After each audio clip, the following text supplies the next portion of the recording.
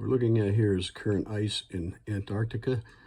Now, the red line, as you see here, the red line indicates what it was last year, and the orange line is 2015, which was the best year that we've had in a while. I want to point out right here, this was a piece of ice that broke off, made a lot of news, a little bit of panic last year. Here it is presently.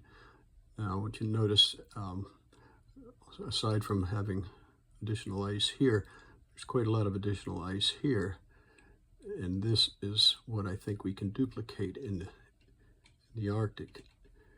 Here's a graph showing that we are actually looking better this year than we did last.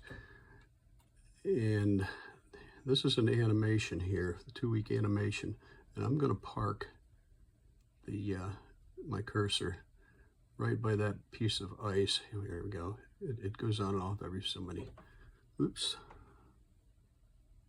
It's going to go off again, but this will show the motion of that, about a 30 square mile, might be less than that now. But watch the ice. You remember where it showed we were looking better? It's sorry, I'm not doing a great job holding steady here, but I'll point this out too. This is the circulation there. So what I think is happening, been watching this, it's updated every week, except over the holidays it was 2 weeks. But what I believe is happening here is this block of ice is actually influencing the temperature of the water down there.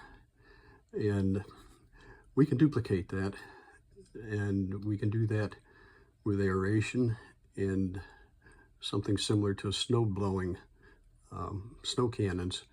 I'll do that one more time. 2 weeks ago, there was a strong wind blowing from the north that pushed that ice toward the Weddell Sea there, and it had some growth there. So I think what is happening here is we're getting a pre-cooling of the water. So if we were to aerate and blow snow, what happens with aeration is we would be taking the frigid air and putting it in small bubbles down into the water at anywhere from 30 feet to say 50 meters. And we would be pre-cooling the water, which is what I believe is happening with this block of ice out there. I believe it's actually out there making the water cooler in that current that I just showed. So if we were to go, maybe run up here to the north, there's a northern animation, and I'll show you the historic here. You see all the ice that we've lost up in here? If we were to take a ship with a good aeration system that I've recommended it in other videos, if you click on the orange F there, you'll be able to go to them.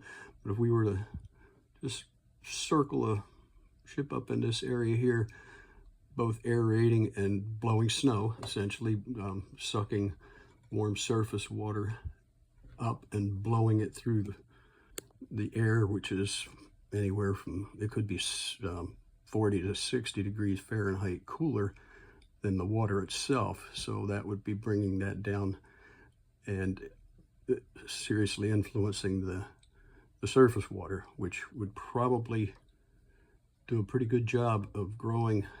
I actually think we could fill this in quite possibly with enough equipment there, we could fill this in one winter, as well as this here. And it's lacking over here. This is all Russia. That would be up to them, I suppose, but we could do a great job up here with aeration and adapted snow cannons. So let's keep that in mind, and share this so that we make more people aware. And if you subscribe and click like, the algorithm here on YouTube would put that right out in front of more people, and we could start having some positive effect up here rather than frustration and fear. So thanks for watching.